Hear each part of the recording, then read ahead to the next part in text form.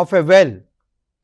You take out water, those మీరు అందరూ ఎవరైతే ఊళ్ళో చిన్న ఊళ్ళో ఉన్నాడో మీకు ఈ ఎక్స్పీరియన్స్ ఇమీడియట్ అవుతుంది. మీరు ఒక వెల్లో పోయి నీళ్ళు తీసుకోండి. Suppose you take out 10 buckets of water.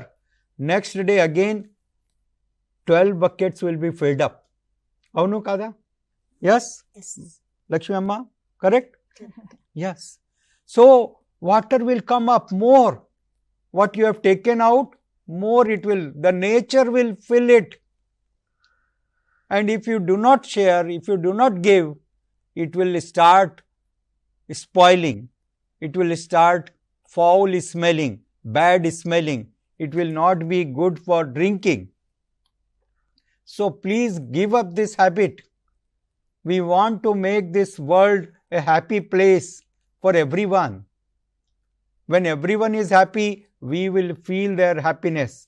That happiness will influence us and we will experience happiness. Otherwise, we will become miserly person.